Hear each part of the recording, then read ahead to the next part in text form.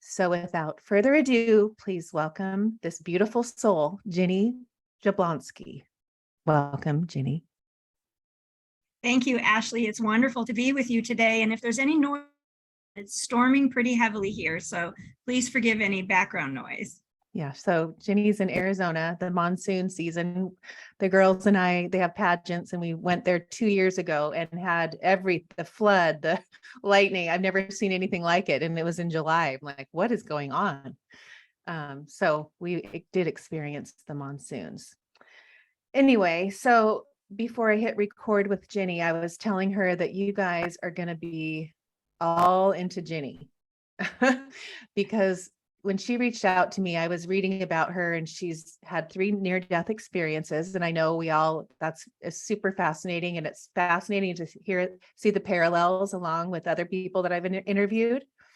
And she can talk to the animals and plants and trees. I mean, she's like the animal whisperer. So that caught my attention. Then I start going down the rabbit hole. I know I said that too much, but of her talks on her website, and her website is heartofthehorse.us. Right. Okay. And she has these YouTube videos with this woman, Danny Henderson. And that's where I just lit up. So I want you, Ginny, to explain. Of course, I want you to brush over your amazing, where we're going to uncover where you uncovered your magic with these near-death experiences and how you came to this place. I mean, your background up until 1990, 2000 was just, it was nothing like where you are now.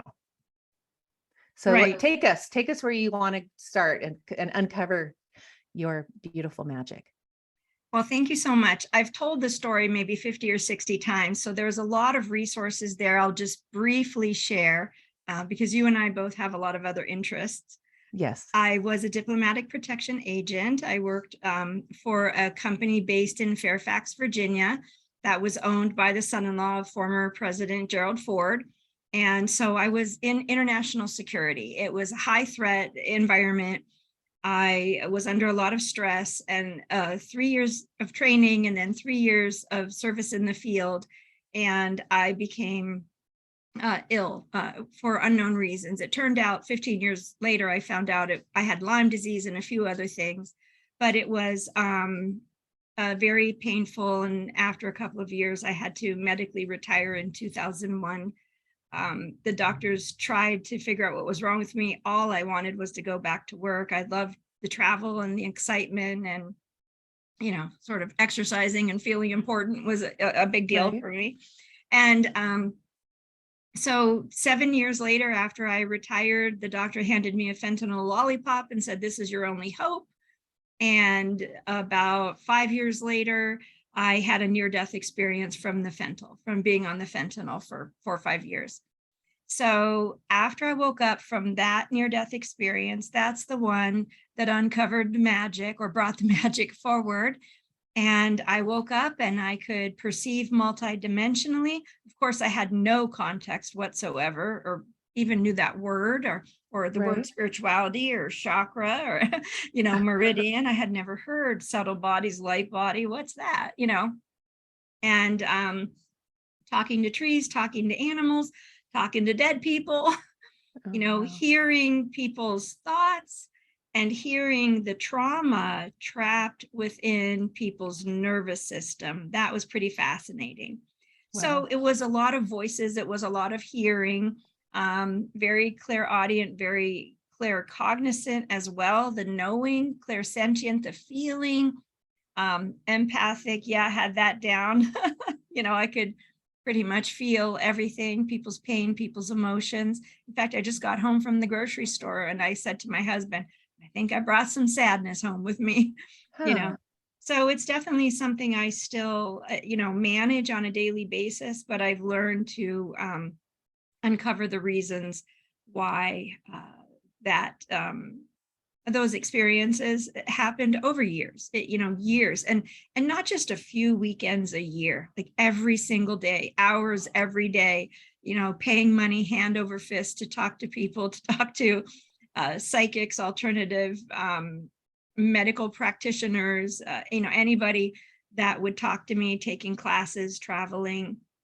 And the most profound shift for me was when I went to Australia and worked with an Aboriginal woman that I just stumbled on by not happen chance. I'm sure it was some sort of synchronicity. I had been on a journey for 2 years after my near-death experience, and I kept being called to go to Australia. I just felt that was the first place on earth I ever incarnated in. I really needed to go there. And I had to lay on the ground right at Uluru Ayers Rock. I took a towel from the hostel where I was staying, and I just laid on the earth and had a pretty remarkable experience. And right after then, I was contacted by an Aboriginal woman through a friend. And that was the most revelatory conversation I had had in the 2 years since my near-death experience. And that really informed my journey and my trajectory after that. But that's pretty much how it all started. And because I had all of this knowing, but I really didn't know anything because I didn't understand anything at all. I was hearing things and I was seeing things and I was feeling things, but I had no context. I had no idea of the symbolism or the metaphor or what religion the perspective belonged to, or, Right. whose energetic perspective that was. Was it indigenous? Was it, Vedic? Was it Tibetan Buddhist? Was it Shinto, Taoist, or what have you? So it took me a while to study and get my feet wet in a lot of different philosophies so that I could sort of have I want to say 360-degree view, but if I do, there's a lot of holes in that 360-degree view, to be sure. But I think a well-rounded, at least for a layman, for a complete newbie, Right. understanding of what was happening to me. And then after that, my intersubjectivity, my ability. So we all have an objective reality, right? Every, sort of objective reality is we live in this city, you're a Democrat or a Republican, you're this religion or that Right. religion. And then our subjective reality is, what do we believe? The rightness or the wrongness of it, our life experience, how we perceive the world. And then intersubjectivity is something somehow my soul gifted me, which is the ability to hold space, unconditionally loving and support and validate everybody's subjective reality, no matter what it was and whether or not it even conflicted with mine. And so that's what gets me really excited. And I think one of the things that gets you excited is talking about the energetic constructs and consciousness and how we got to this place and how we can heal ourselves. And that's the part of these interviews that really gets me going. Yes, for sure. So when I hear all the things that we could talk about, let's start with we're talking about I told you I was just interviewing Elizabeth April a few days ago, and we were talking about where we're going. Like in 2012, she had the abduction of the alien, and it just like hurt. I said, where are we going? What are we, you keep talking about this awakening and all this planet, our souls. I want you to talk about the jelly bean jar. And that's a great way to just have people understand. But I want to hear your take on where this world is going, or planet. Well, nobody's ever channeled that information to me.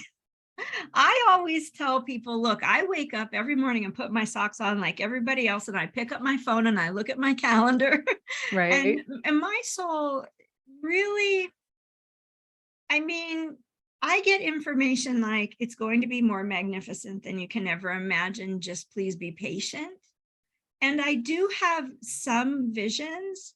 I have visions of a shift. I have visions of a sense of the perspective that we might experience 3 days of darkness. Now, however that comes about, a pole shift, a coronal mass ejection, a solar flare, whatever that looks like.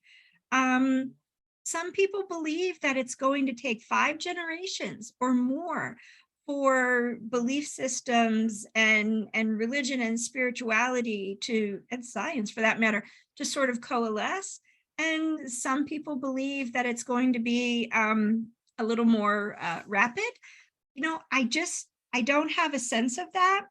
I have more a sense every day of the one soul who's sitting with me, talking to me, or the one client, that's human or animal. And that's where my soul gets excited. That's my greatest passion, my greatest excitement is working with that. I call it sort of vertical alignment within our soul lineage. And that's where I came up with the idea of the jelly bean jar to explain the Hindu perspective of the monad to people, which was brought to me in the context of oversoul. And there are a lot of theories about that too.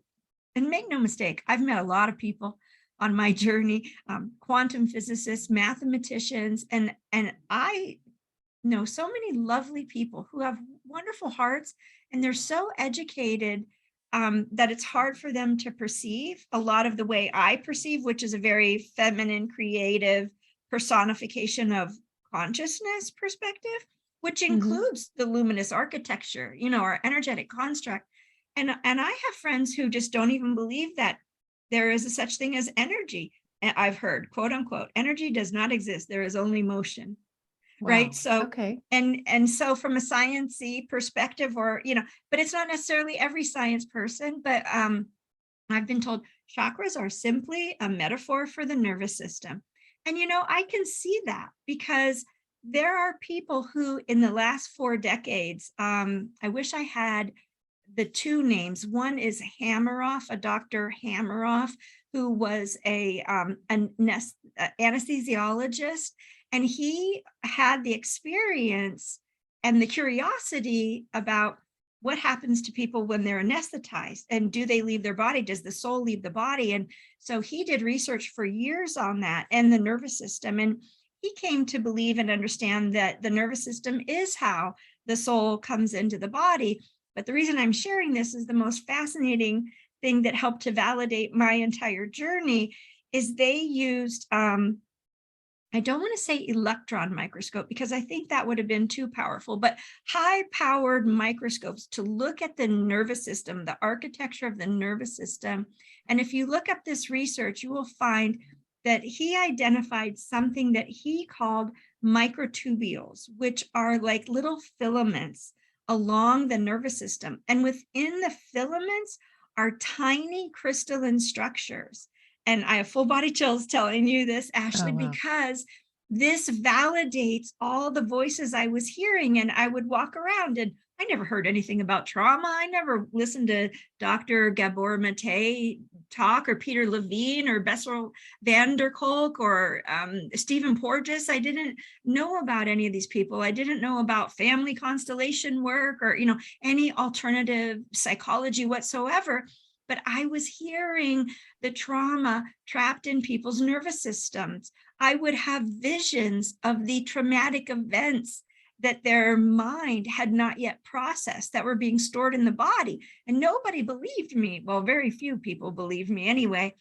But when I saw that, and I was attending a lecture by a quantum physicist on what is consciousness, and this research by Hammeroff came up demonstrating that there are these nanoparticulates of crystalline structure within the microtubules, within the nervous system. I was like, yes, that's exactly, yes.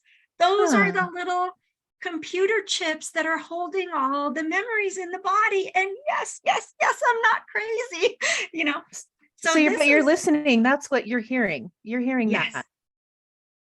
I'm hearing it. I'm seeing it. I'm feeling it. I'm sensing it. now I do it much more ethically because I can control my gifts, and I have my little intentions that I say every day and before every client. And like, Ashley, I don't know anything about you. I'm not I cannot perceive your energy right now. You look like a human being with blonde hair. I'm not perceiving anything or knowing your dark secrets or what have you. Whereas when I first had my near-death experience, I'd be like, that guy's cheating on his wife. That woman's going to quit her job. I just knew stuff. And I'm like, this doesn't feel good, to know all this stuff. So I went on a journey to learn how to employ these traits ethically and create boundaries. But what a lot of people don't understand is, there's no protection from yourself. So people think you can protect. And that's not true, because any wound inside of us, any resistance, any matching picture we have with somebody else, that lets stuff in. And that's just the way it is. If you can absolutely protect yourself, no matter what, you're probably some sort of ancient witch or something. I'm not kidding. We really cannot be protected from ourselves. And then, and I do apologize. Sometimes my brain gets a little ahead and I forgot the other thing I was going to say. So I apologize. It was about the boundary setting, that sometimes when we are taking on other things from other people and we're trying to regulate the clairs, which I see at least 8 of them, clairsentience, claircognizance, clairvoyance, clairaudience, claircognizance. There are so many. Sometimes our consciousness itself is fractured, and it's not just as simple as an eternal child or an orphan child or a wounded child or a magical child. That we can have a fractured self, a fractured personality construct at any age of our experience. And those parts of our consciousness, which people liken to the consciousness of our auric field itself, our luminous architecture, can be making decisions when we are not whole. So when we're fractured, or we have a dissociated part of us or a wounded part of us, it can run around behind the scenes making decisions energetically. And one of the most well-known decisions that is made without our understanding, our conscious understanding and our conscious permission, is giving away our energy, our light, or taking on other people's suffering, whether it be martyr, sacrifice, believing that, if we constantly stoke other people's fire, eventually it will warm us, in the hope that if we are strong enough and support enough people, we will see some of that in return, and Right. None of which is true, of course. Right.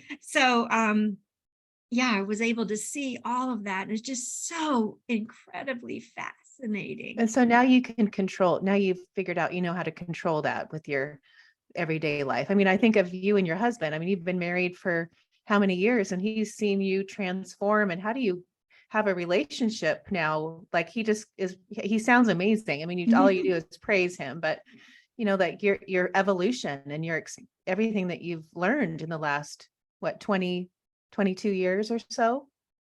Yeah, well, we've been married for 27-ish years.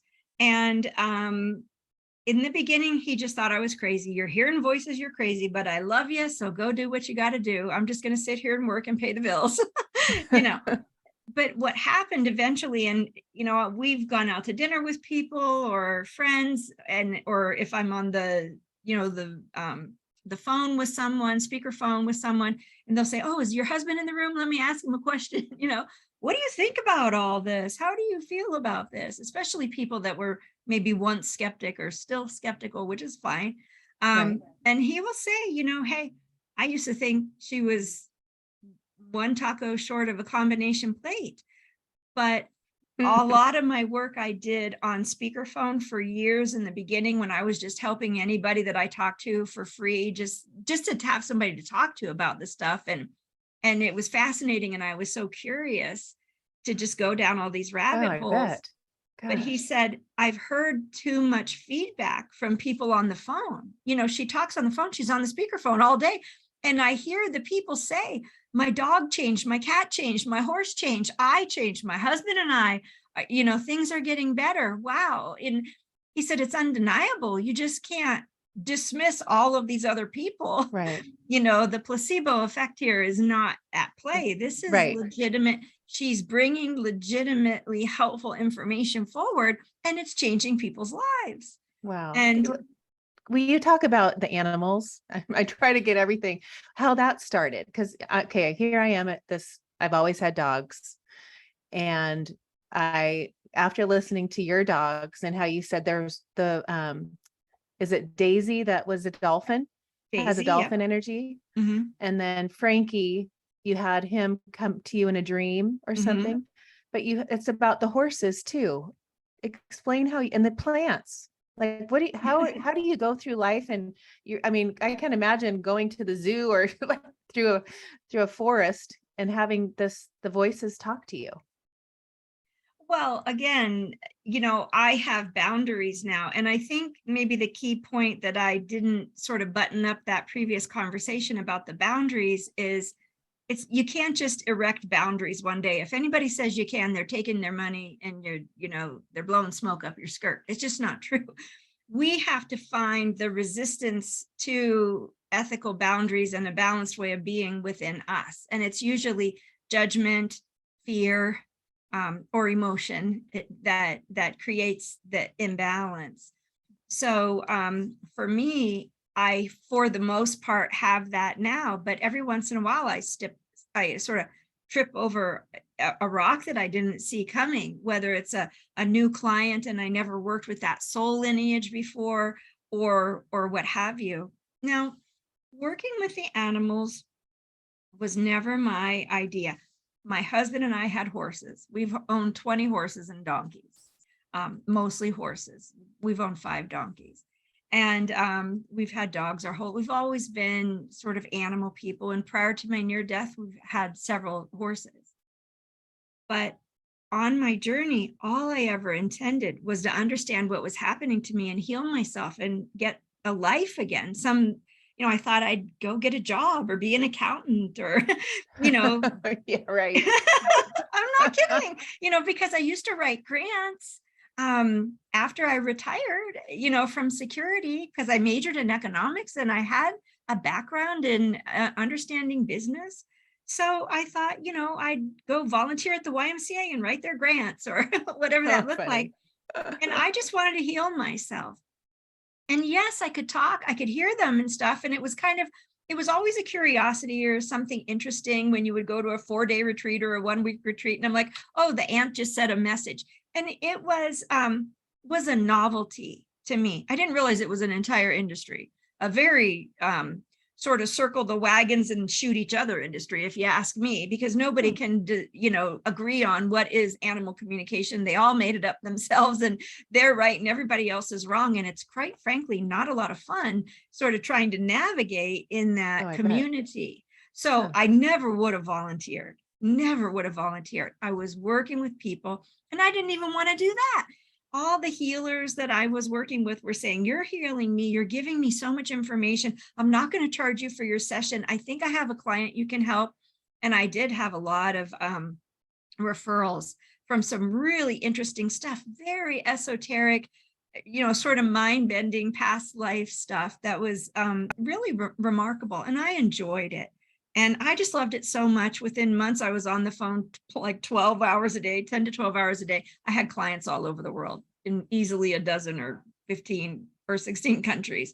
And it was getting a little bit out of hand. But as that happened, people's animals started coming in. And I would say, well, there's a white cat in your energy field. Do you have a white cat? No, but my girlfriend did, and it died.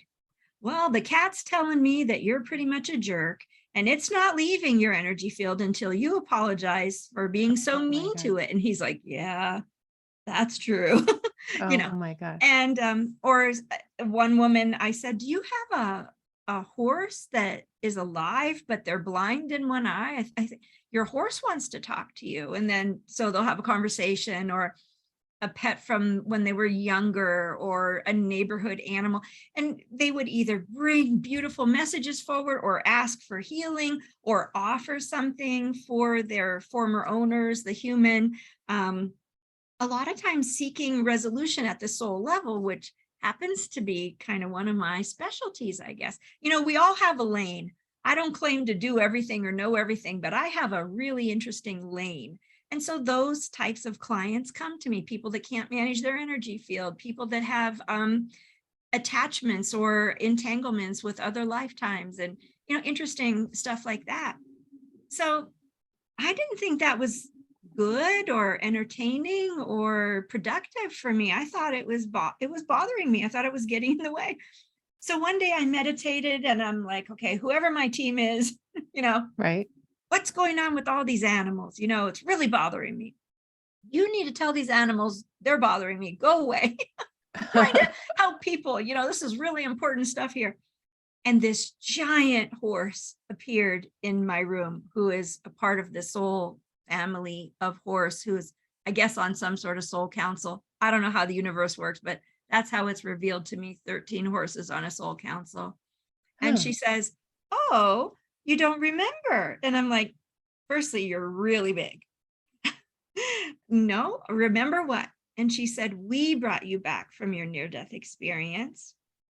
We are the ones that guided you on your rather circuitous but very educational journey to overcoming your own trauma and abuse and understanding, you know, the chakra system, the meridian system, the nervous system, subconscious, conscious, subtle bodies, light bodies. We did that. We guided you. Wow. And now it's time for you to do something for us. And I was like, yeah, I don't remember that. Huh. I don't. And so, and I said, well, what do you want me to do? And she said, we need you to take everything you learned on your journey about human healing and human consciousness and apply it to the animals, because far too few people in the animal communication and sweet medicine, you know, indigenous perspective of animal medicine, animal wisdom, are either elevating animals to a place of all animals are wise and they're just here to help humans and they're here to, you know, support humanity in its evolution, and there are others who just don't even believe that animals can be traumatized. And that are having issues, or some of them are having past life issues because they're souls that have chosen to individuate away from the collective consciousness.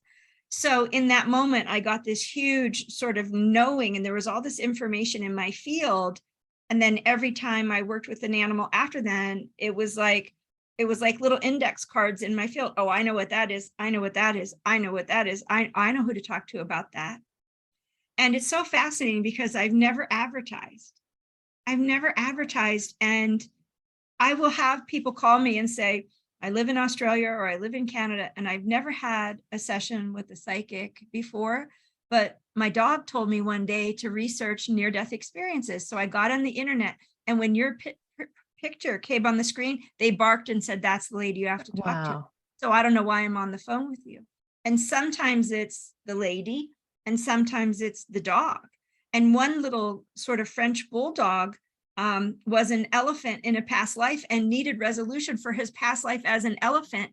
And this council of elephants came and took me on this journey to Africa, where I you know, and I'm in Africa with this sort of African shaman. And I guess I must have been in that tribe at that time. And I'm standing there around a grave and elephants. And then, I mean, it was just amazing. It's just amazing. I have Wow. probably 150 stories like that I could tell you. And I had no context for it, but the knowing, the claircognizance, the universal wisdom, my soul experience, what comes through me in an absolute knowing is remarkable and impresses even me. And I'm not kidding. And I get off Wow. the phone sometimes and I just cry. I'll just go in my husband's office and I just fall to my knees. Or one day I remember just going into the kitchen, Oh. you know, because on my journey, I just prayed every day, please allow all this suffering to mean something. You know, please allow everything that I've experienced to help other people's journey be easier. I mean, I've had 65-year-old men from Norway pay for a session with me just because they want to sit on the phone and share space with someone who remembers at that soul level.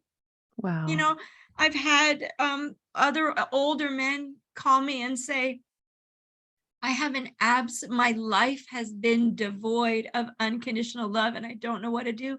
And I know I'm going to pass away soon, you know, and Oh, Ginny. it's just amazing. And I was just saying that I went into the kitchen one day and I just thought, if I knew how hard my journey would be, how long I would be away from home, how much of my husband's life savings I would, like, I never would have done it, never would have made the choice. But now in hindsight, the difference it makes in the individual people's lives and how they feel their soul touch them, and they understand the choices that their soul made in coming here and healing or lifting some of that trauma from the heart. I apologize. Oh, no. Lifting the trauma from the heart so that they can actually hear their own higher self. You know, how many people can't? Because it's so hard. It was hard for me to see, you don't just wake up one day, most of us don't just wake up one day and say, I'm going to make a different choice. I'm going to have a different perspective today. And then turn in your third eye 180 degrees and see what you never could see. It doesn't happen to most people, right? And so that's the gift that my higher self working with another person's higher self is given. It is that the person might think they have a list of 5 things they need to talk about. I'm like, but that's not what your soul wants you to know. Because if you know this one thing that your soul needs you to know, or 2 things to be fair, those 5 things will cease to exist in your reality. But you have to look at what's under it. What is at the soul level? What was a soul choice? You know, and so sometimes just witnessing that, I think I know if I went back, I wouldn't do it.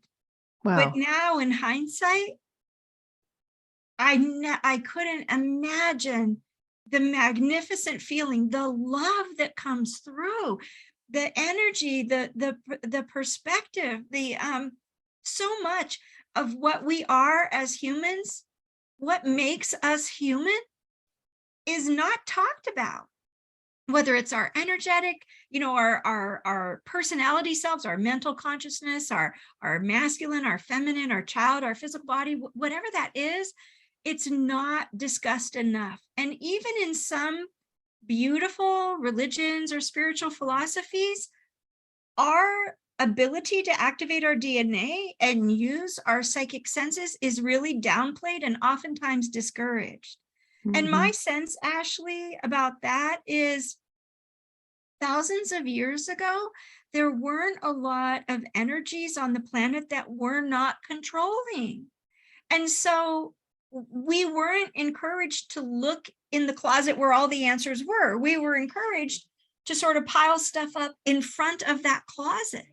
And for me, in my vision, in my pineal gland, it's like this white hallway with all these doors and all this wisdom from the different levels of my soul in the jelly bean jar. And we'll talk about that if you still want to. And I had a door that was just like purple silly string. Remember when we were kids, silly string? Yes. It was like purple silly string. And every time I told somebody, a healer in a journey, well, no, I think I'm supposed, no, don't pay attention to that, you know. And it was that part of them, the part of us that is afraid. As a human, it's in our DNA. It's in our soul memory. We tried that before and it didn't work out well for us. Don't stand in your power. Be afraid of your power. Be afraid of life. Be afraid of death, whatever that looks like. And one day I just said, I'm going in that damn room. I don't care what anybody says. And then that's where the answers were, you know, and that sense of confidence, that sense of certainty, that's what our souls bring us. And it is unmistakable when you reconnect with that. Does that make sense? Yes, but tell me how do you connect with like if you were going to have a session with me, how do you connect with my soul? How does that work? People are Sure, sure. So firstly, I say like an intention prayer at the beginning, and that is that if you or I are going to trigger one another, or we have any past lives, we get that cleared up before the session. I say that I want to be ethical, that I will not violate someone's free will, that I will be the most clear messenger that I can. And if for whatever reason I miss something that's important to your higher self, it'll be done. Creator, oversoul, whomever, and so I say before every client a really strong intention where I set up my loving intention for that person. That person paid me a lot of money, to do this work, and I want to make sure that their soul is happy with what we do. Then the way I work is I know nothing. I bring nothing to the table. I listen. I will tell you what your soul, what your energy field, what your body wants you to know. So I will only perceive, these are all the limits I have on my abilities. I will only perceive about you what your energy field knows is a priority for you. And you might think there's, 5 or 6 issues in your life, but 1 or 2 underlying things, whether it be a past life or a soul choice in your soul agreement, or some type of energetic, like unprocessed memory or judgment or unforgiveness that is preventing a host of other things from clearing or releasing. And that's how I work. So I will say, so your energy field is telling me that in your mental body or your 3rd chakra or your 4th chakra or whatever, you're holding on to XYZ, and that it's manifesting as this experience in your life. Does this resonate with you? Yes. Never had anybody say no. Yes. Okay. Okay. So what would you like to do about it? Are you ready to let it go? Yes. Okay. Put your hand on your heart. Ask your higher self. Come on in. Is it time to let this go? Some people are in archetypal programs. Some people need to know what their soul choices are, so that in your conscious free will, you can say, I'm done with that original soul agreement I came in with 20, 30, 40, 50 years ago. Let's work on a new soul agreement to bring in prosperity and abundance and health and wholeness and understanding and compassion and, all of the things that everybody talks about, but most people don't emulate, because they're still working on their old soul agreement from when they were born, So But they would keep working on that. So if they didn't meet you, they would finish this life and die, and then come back again and keep working on that soul agreement. Well, I can't say that. I mean, maybe somebody else will help them with that, or maybe they'll work it out in a dream. But certainly up until the time they met me, they weren't able to, figure that out. And I find that a lot of people that come to me are from the future like me. I'm definitely a soul from the future, and there's about 250 million of us, and probably the people listening to your podcast, are souls like us who came back at great risk to ourselves to be here at this time on the planet to hold the light. And a lot of us, our lives are very chaotic dumpster fires, because our frequency is such that when we were born, they knew who we were, so that makes it kind of difficult for some of us. Keep going.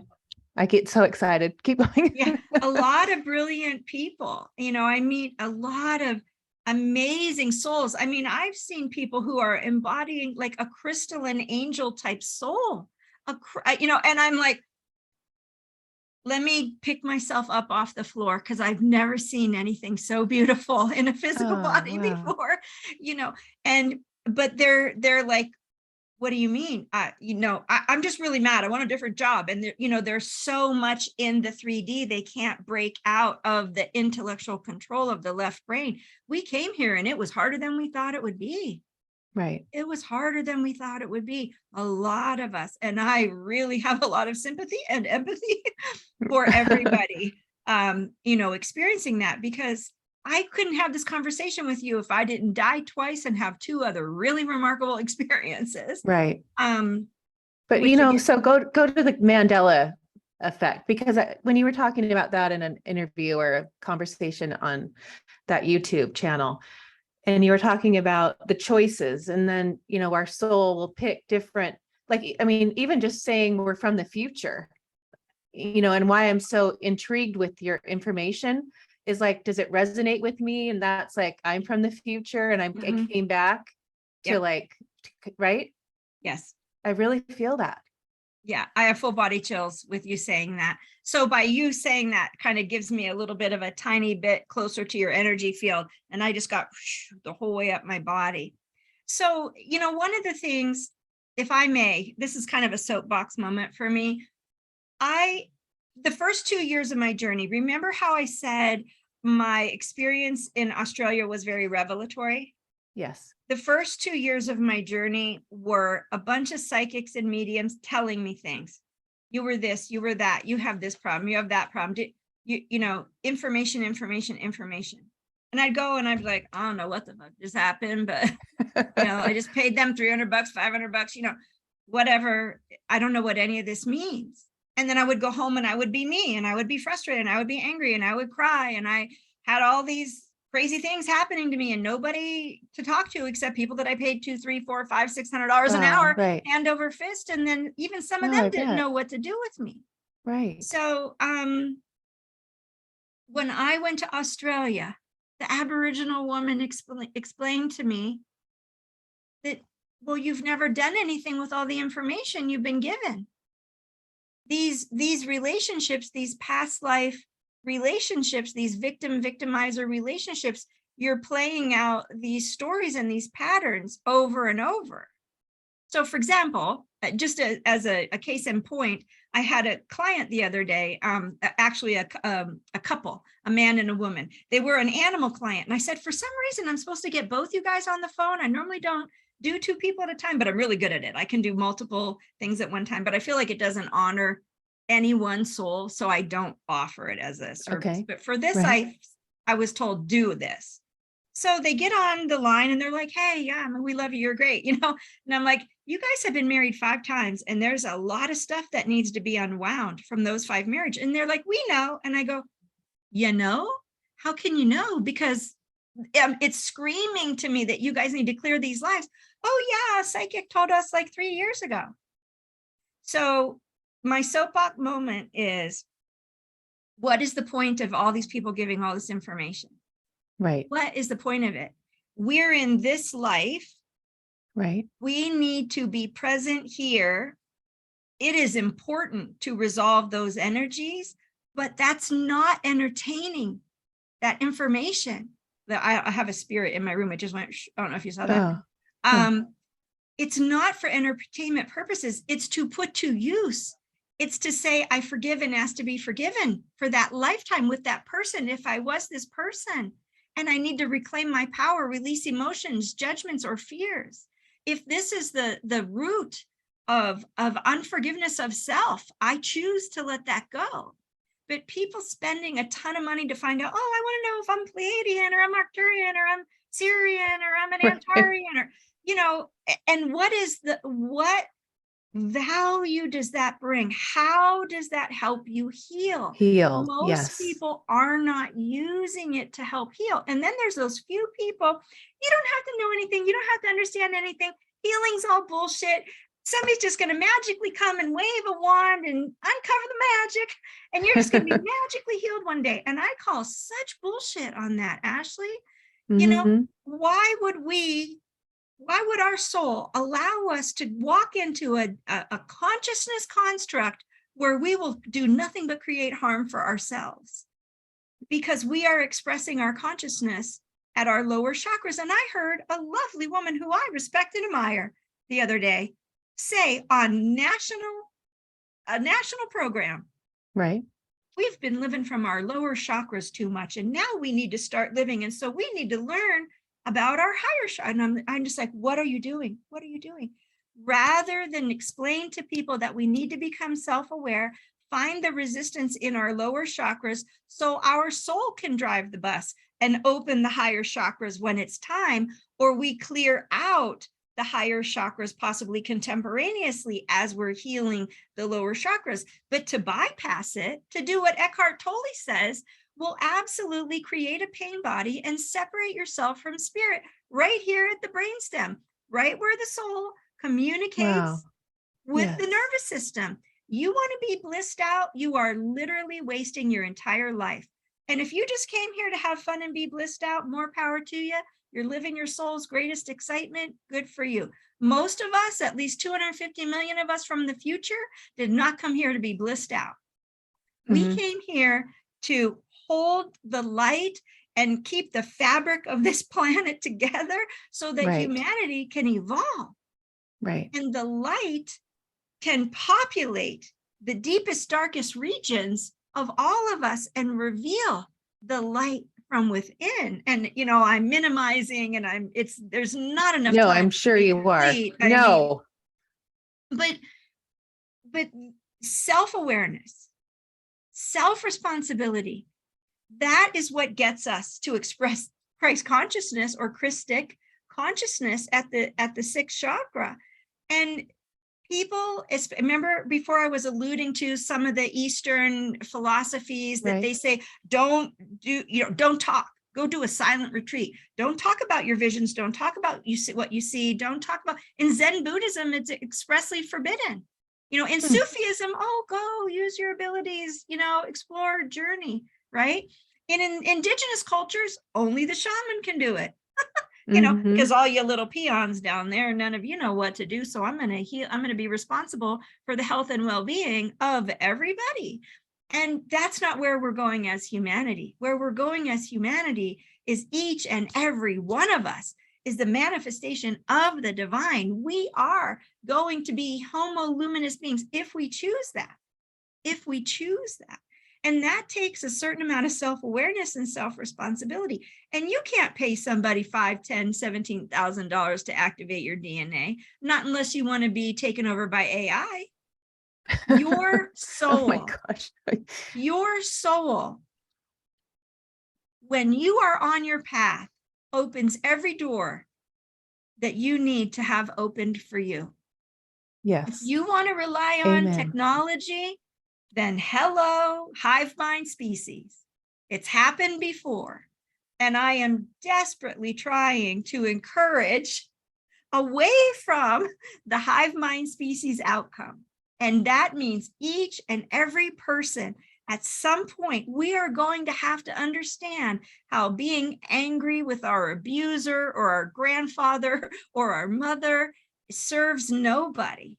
Right. In fact, we are the ones imprisoning ourselves there. And how the energy, the rules that are created, the energetic coping mechanisms, how we empower the dissociated, angry, rebellious parts of ourselves running the show behind the scenes.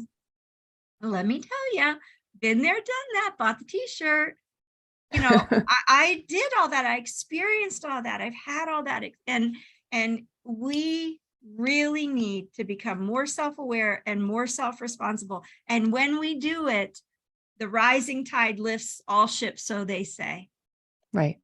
And we can't control the outcome. That's above my pay grade. Creator, Yes. universal consciousness, galactic consciousness, the central sun, whomever is in charge of that. Allow us to be positioned where our soul needs us to be positioned to carry out the greatest show in the universe right now. And that is the evolution of human consciousness. Wow. See, when you get going, you just like, I need to sit here. I'm gonna have to listen over and over, but it's in you, and you believe in it and you see it and you know it. It's a knowing in you. And when you say the awareness, people need to be aware. See, my dogs are barking. They're sitting out going, okay, I know she's listening to me. When you say like, we have to become aware, and this couple that knows, and they've gone to the psychics and they know they've had 5 past lives and they're not healing and they're just going for the entertainment thing. Are they just going to, this awareness. I have the awareness. I live in this, like, I see it. I have my children. I teach classes where I can pull that out. And I see that. I haven't got your gifts yet. Well, I do, but I haven't tapped those open yet. But when you see this evolution, and we're coming to the end, and I really want you to, end with your big boom. But when you see this evolution happening, especially you, and you're seeing these people and they're getting it and they're feeling the love and they're seeing their soul, like they connect to what they're their true self.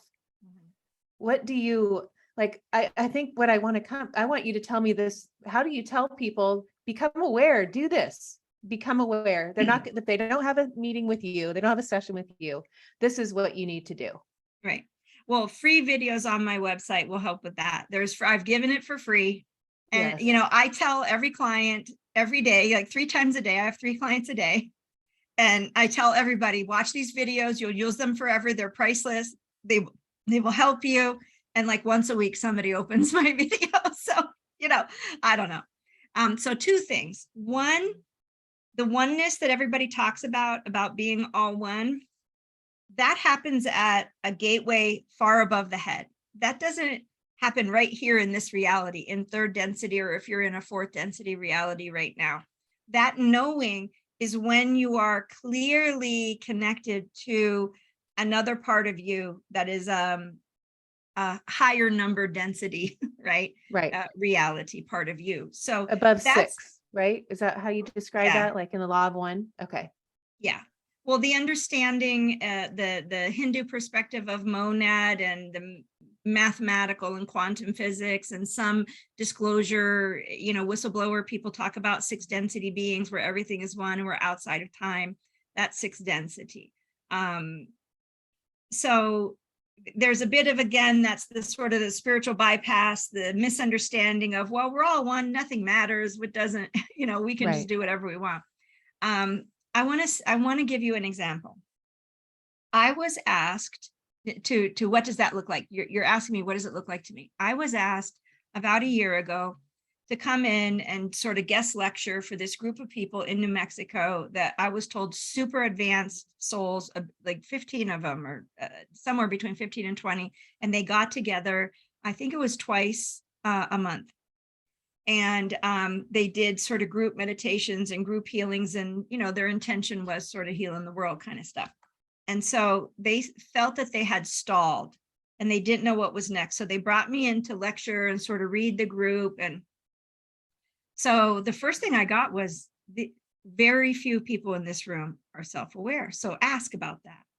So I turned to one person and I said, so how's it going grounding? Because I saw that in one of her feet, she couldn't bring earth energy up through her feet. So I said, how's it going grounding? What's happening for you? Oh, I go to ceremony once a month and I call on the ascended masters. And yeah, I ground all the time. And I said, you didn't answer my question. So what happens when you ground? What do you feel in your body? What do you see in your energy field? What's going on in every single one of your chakras when you're ground? What do you mean? So that's what I mean about being self-aware. Right. Being aware of yourself as an energetic being and consciousness and what's happening. When you speak, what are you creating? When you bring earth energy up through your feet, where is it going? When you talk to different friends, a girlfriend of 20 years or a coworker, what happens to your energy? What's getting lit up? Where are you holding trauma in your body? Are we aware? That's what I'm talking about. Yes. So the woman didn't believe me. So I said, okay, well, I want to do an exercise for everybody in the room. Let's do an exercise. I want you to breathe and focus on your heart, and I want you to be present in your body. Because my perspective, and I'm saying this to the group, my perspective is we evolve. It's an inside job. We must come in. It's not going to happen from up here because the vessel is the expression of the soul, right? So I said, scan your field and find something that looks like it's ready to, you don't need it anymore. Just being very, very sort of simple and pedestrian. And sure enough, went around the circle. And at the very end, the woman goes, oh yeah, I remember I was in first grade and some boy was running by me and his foot kicked my foot and I was wearing sandals and he stubbed my toe really bad. So, and the whole time she didn't believe a darn thing I said about the energy not flowing in her foot, And she said, and I saw that and I saw how it was creating an imbalance in my foot.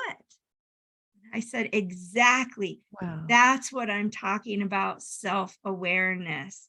That's what I imagine Mhm. No, I'm not suggesting we do it 24 hours a day in deference to our lives and our Right. jobs and our families, but it can be done. And I think it's required. It's a requirement for, if you want to be an ascended master or express, be the manifestation of the ascended master. Some of us believe we are. I don't like necessarily that language, but a lot of people talk about that. Mhm. Then we need to be more self-aware. Right. Oh, I love it.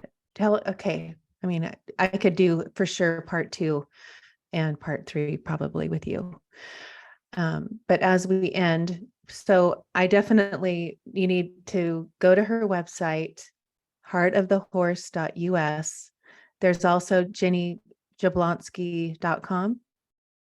Right. And I'm launching a new podcast, Yes, your Ashley. new podcast. I I would heard love about for it. I'm so excited. I would love for you to come on, because the podcast is called Interspecies Evolution. And what does that mean? From an anthropological perspective, it means when one species evolves, and we haven't seen much of that on Earth, but in Right. animal communicators call themselves interspecies communicators. So I have sort of taken upon myself to marry the terminology and say that we as a species are evolving. And as we become more self-aware, we can then look at animal consciousness and evolve our partnership and our conscious relationships with animals. So it's all about that. The whole podcast is about bringing people on who want to promote and are excited about us as energetic beings being more consciously aware of ourselves, so that we can begin to honor animals as such. So Yes. I'm Oh, excited about that. that is so exciting. I'm so proud of you. Like, you just keep moving. It's like, you keep going because you know that you have more to share. You're like this light being that's just going to lead the trail, lead the pack. I see that so much. But when I see your passion, that's just what gets me. I mean, you know how many people I'm going to be sending this when I go to school to wait for my daughter. I'm going to be like, oh my gosh, you have to meet Ginny. You got to go, find her, because you really speak to my soul. You really do. Amazing. Well, And thank you. okay, one more thing. So going to the animals, just because they're outside, barking at me. You were talking about they evolve like we do. I'm ending on this note. I know people, I just have to talk about the dogs, but they evolve. Animals are evolving like we are. And when I had Aaron Abke on, he talks about like the rock and then the grass and then the tree, and like we all are, and then some people I've had on, they're like, oh no, we're all souls and we'll never be a dog. Or how do you see that? I see that there was a time on Earth where all animals were part of a collective soul. But as humans are evolving, animals are choosing to evolve as well, from second density consciousness beings to third, fourth, and even fifth. I've met some dogs and horses who are unifying their consciousness experiences. And I see them evolving to the place where in their next life, they will be a fifth density being. Oh, So some animals have souls that are what we would call human or humanoid souls. Some collective soul consciousness, they were not created to be as dynamic as human and other humanoid type beings. They were created as a collective consciousness, so that it's a shared wisdom experience. Some of those souls had experiences in domestication with humanity and wanted to make free will choices to individuate, to become individuated, not individual in the universe, and have an individuated experience, as you and I are having individuated experiences. okay. So these are the souls, not all souls of every animal, but these are the ones that would have past life issues if they hadn't cleared up and any judgments remaining or unforgiveness in a past life. Some animals are humans trying to hide from their karma because they had such a horrific service to self experience in the land. They thought, oh, if I incarnate as an animal, I can totally bypass the whole karmic thing. And then they find out it sucks to be in a cat body or a horse body. And some souls are just innocent children that are lost and passed away, and they sort of float by an animal and sort of connect to the animal. And then when the animal dies, their souls are entangled. And then when the animal reincarnates in an animal body, they have that sort of lost human soul with them. I've seen it. I've seen so many versions of this. So if anybody says the universe only works one way, my gosh, please run the other way. Because that's just not true. And I'm not making this up. Right. You know, I have no reason to make it up. Believe me, I could happily spend the rest of my life sitting out in the pasture with my horses and not have to deal with the crazy people that think that I'm the crazy one, you know, and I know that I'm not. Right. So, it's very complicated. And as you can imagine, going through an ascension process on the planet or being at the end of a cycle, there's a lot of people who just kept kicking the can down the road. I'm on vacation Earth, kicking the can down the road, kicking the can down the road. And this is the life they figured out, that they would just deal with all their karmic consequence or what have you all at once. And I've heard more than one soul say, I think I bit off more than I could chew in this one life. And it's true.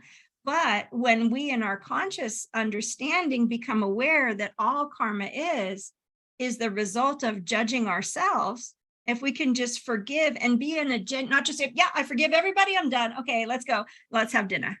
Right. I'm done. It doesn't work like that. Right. You know, so if we can, if we truly can feel into it, if you can feel it, if you can witness it and watch the energy release, then you're done. Then you're done with that one experience. Now, for me, I had millions of lifetimes to look at. You know, I'm an ancient soul who kept ascending out 17 times on earth. I ascended out of this reality and kept coming back, mostly on bodhisattva vows, which, make no mistake, is a vow of martyring yourself. Wow. Yeah, make no mistake. Oh, you're so fascinating. Oh, I have to go. Darn it. I could sit here all day. Oh, thank you, Ginny. Loved meeting you. It was a pleasure. And if I ask you again, will you come on? I will. And I'd love to chat too, just personally. Just give me a call and we'll see what we can do about figuring out how we know each other. Yes, I would love that. Oh, thank you so much. All right. Bye.